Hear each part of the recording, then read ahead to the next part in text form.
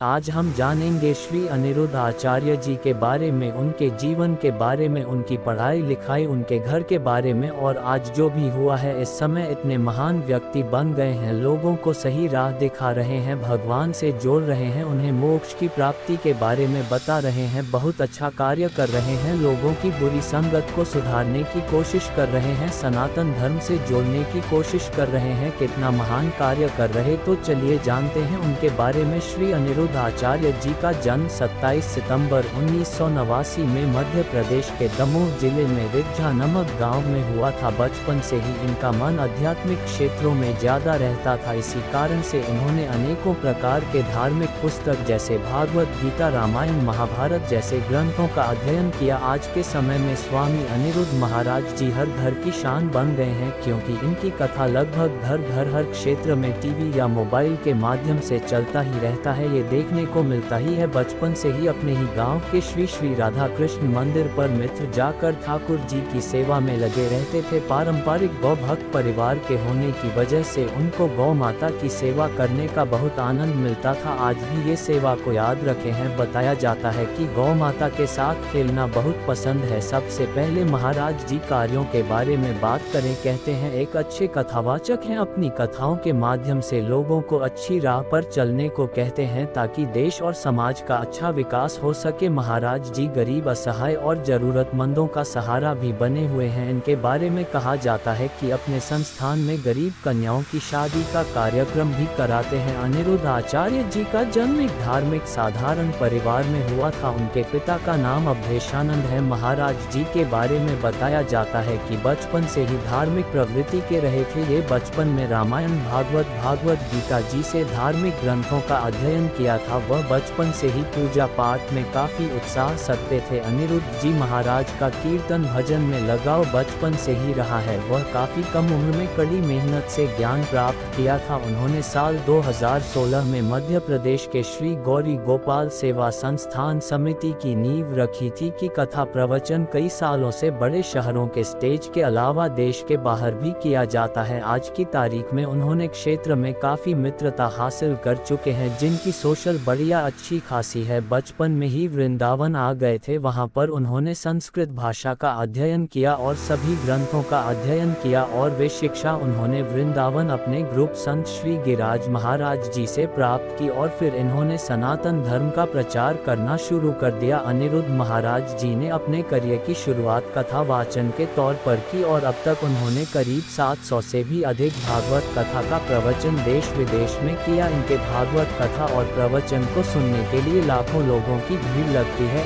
इसके अलावा जो भी व्यक्ति उनके प्रवचन को सामने से नहीं सुन पाता, वह YouTube पर सहारा लेकर उनका प्रवचन सुनता है। उनका प्रवचन सुनने के लिए लोग 5 से 6 घंटे का पहले ही प्रवचन स्थल पर पहुंच जाते हैं, अन्यथा इतनी भीड़ होने के कारण लोगों को जगह नहीं मिलती और फिर मजबूरन उन्हें YouTube देखना पड़ता है। महाराज जी वृंदावन में गौरी गोपाल आश्रम बनवाए हैं, जहां पर वैसे ऐसे लोगों को रहने और खाने पीने की सुविधा प्रदान करते हैं। इसके अलावा उन्हें गायों की सेवा करना बहुत पसंद है। उनके आश्रम में कुछ डॉक्टर भी हैं जो बूढ़े और गरीब लोगों को इलाज करते हैं। महाराज का एक आश्रम, वहां पर गरीब कन्याओं की शादी का आयोजन करवाते हैं, जिसमें गरीब माता पिता उनकी बेटी का विवाह कराने में कोई समस्या ना आए। महाराज जी का प्रवचन सुनकर लोग उसमें और मग्न हो जाते हैं। महाराज जी भजन गाते हैं, उसे सुनकर बड़ा आनंद और उत्साह मिलता है। महाराज जी ने ऐसे बहुत से भजन गाए हैं, इतनी कृपा सांवरे बनाए रखना मन में बसा कर, तेरी मूर्ति गिरधर उतारू मैं, तेरी आरती जैसे कई सुप्रसिद्ध भजन गाए हैं। उन्होंने ऐसे बहुत से ग्रंथ का अध्ययन किया है जो हम नहीं कर सकते। प्रभु की कृपा उन पर है, वह हम पर कृपा बरसा रहे हैं। महाराज जी ने गौरी गोपाल अन्य क्षेत्र भी बनवाया, जहाँ गरीबों को भोजन फ्री में मिलता है। साधु संतों को भी जो भी जाता है वहाँ पर साथ